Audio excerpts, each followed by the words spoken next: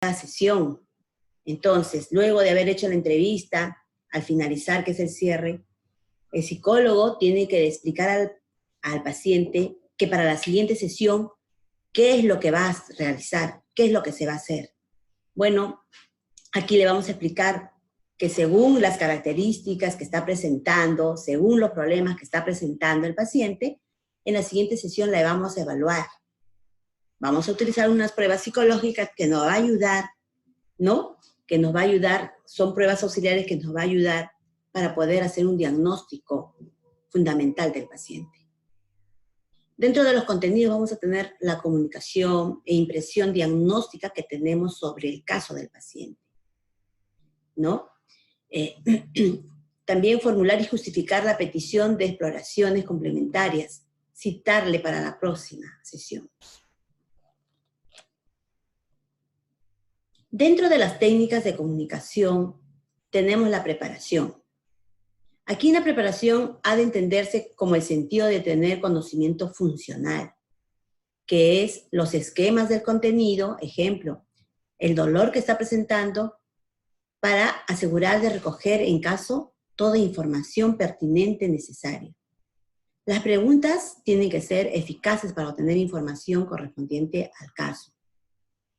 Los posibles retos o momentos conflictivos de una entrevista y el bagaje de recursos verbales y no verbales para evitar o resolverlos adecuadamente. Hay que adquirir conocimientos que existen, ¿no? Diversos medios, como realizar entrevistas simultáneas. Es uno de ellos y muy eficaz. Las entrevistas simuladas es el más importante, es recurrir al más válido y universal de los recursos, que todo psicólogo lo utiliza y que es la observación propiamente hacia el paciente. Haciendo la entrevista, estamos haciendo a la vez la observación sobre su conducta y sus comportamientos del paciente al momento que nos está refiriendo sobre su problema actual. Vamos a ver también las transiciones. En toda entrevista diagnóstica existe por lo menos 2 momentos en los que puede resultar problemáticos para el profesional que no tiene experiencia. 1, el paso de una fase de la entrevista a otra puede ser muy suave. Ejemplo, en la descripción del motivo de consulta, el paciente explica que últimamente le cuesta conciliar el sueño. El profesional puede hacer referencia a esta información. Me ha dicho que tiene dificultad para dormir. Hábleme más sobre sus hábitos de sueño, su día a día. Y bueno, y seguir el resto de los hábitos y antecedentes, ¿no? Fisiológicos, para pasar a los patológicos, si es que presentara el paciente y el de su familia. Vamos a ver la valoración de la gravedad que se presenta en ese momento. En cualquier momento de la entrevista, ¿no? Antes de despedirse, suele producirse otro momento potencialmente problemático. Cuando el paciente o el acompañante pregunta, ¿es grave lo que tiene? ¿Se va a curar? ¿No? Entonces, y si tiene experiencia y empatía, el profesional va a prever estas fuentes de preocupación y se anticipa a ellas haciéndole referencia sin esperar la pregunta, ¿no? Al pronóstico, a lo que es predecible o procura el paciente. ¿Qué significa? Que uno le va a ir explicando, antes de que el paciente te haga este tipo de preguntas, le va a ir explicando lo que realmente tiene el paciente, lo que está sucediendo con ella, ¿no? Abrigarle esperanzas, si es que tuviera, ¿no? Hay que hablar siempre, es bueno hablar con la verdad sobre lo que el paciente tiene. Muchas veces primero, de repente es importante con el familiar, viendo el grado del problema que tiene también el paciente, porque de repente está en una situación, digamos, está con rasgos depresivos, hay que tener bastante cuidado, ¿no?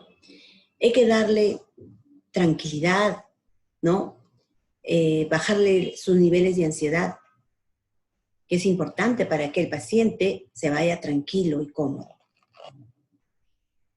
Vamos a ver los tipos y estilos de preguntas. El principal procedimiento para obtener información son las preguntas. Puede equiparse de datos que el profesional necesita. ¿Y cuáles pueden ser las preguntas? Las preguntas más relevantes y más concretas, ¿no? El tiempo es limitado y es probable que el paciente no sepa exactamente lo que quiere saber el profesional.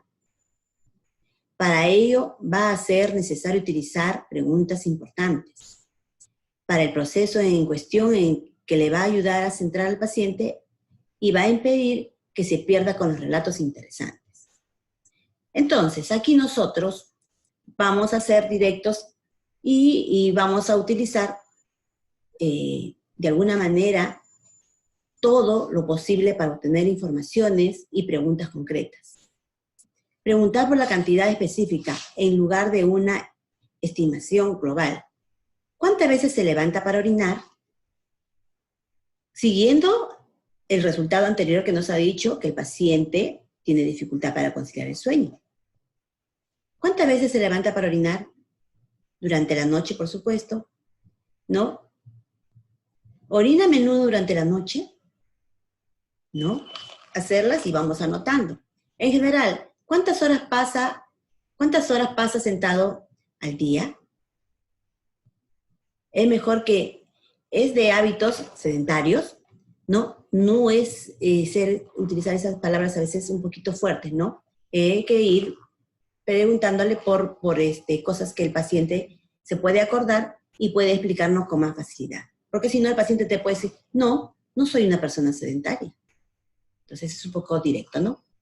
Siempre que se pueda, hay que tener la mayor información más objetiva haciendo referencia sobre los indicadores, en lugar de pedir al paciente una impresión global que se puede distinguir, ¿no?, de la nuestra. Utilizar otras preguntas comprensibles. Para que las preguntas sean más comprensibles, hay que escoger y adaptar cuidadosamente las palabras a utilizar, el lenguaje. Hay que meternos al mundo del paciente. Según el tipo de paciente, hay que utilizar nuestro lenguaje para poder conseguir, ¿no?, mejor la construcción de preguntas y lo más simple que se pueda. Otras veces, el profesional trata de comprobar, por ejemplo, preguntando, ¿en qué sentido dice usted que se cansa mucho? O bien, a ver, si le he entendido correctamente, volverle a preguntar otra vez si uno no ha entendido la respuesta correcta, ¿no? Preguntándole de repente de otra manera para obtener la información adecuada. También tenemos preguntas genéricas o particulares. El profesional le interesa conocer las tendencias generales de lo que le está pasando al paciente.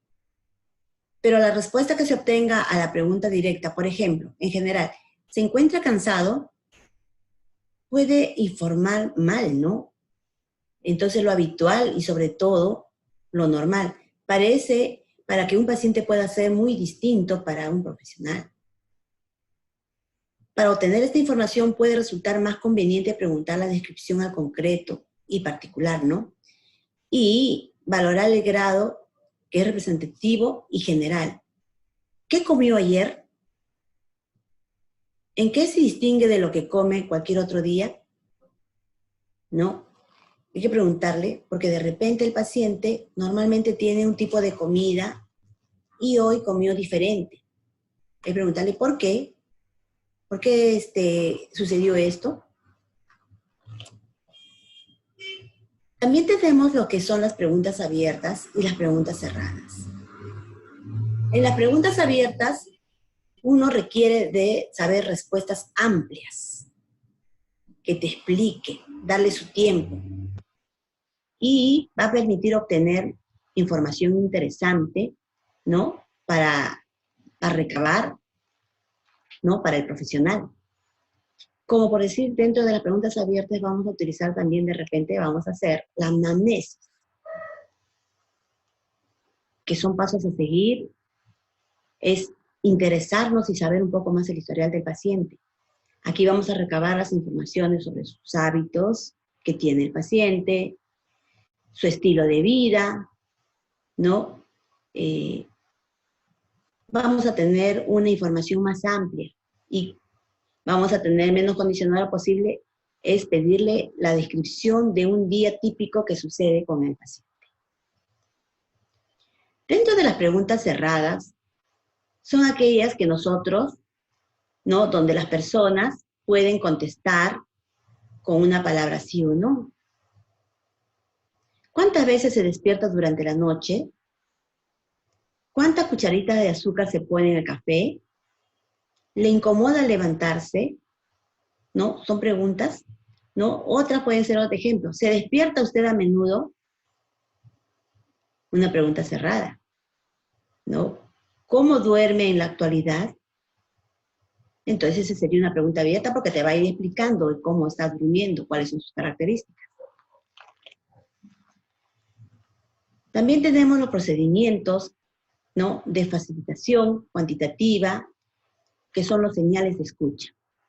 Aquí, dentro de esto, vamos a encontrar los recursos para conseguir que el entrevistado dé el máximo de información posible. Señales para que el paciente, de que se le escucha, ¿no? E interesa lo que le está sucediendo, ¿no? Aquí el paciente se va a poder desplayar, va a poder hablar, ¿no? Va a explicar, ¿no? Sobre lo que le está sucediendo en su ambiente social, personal, familiar.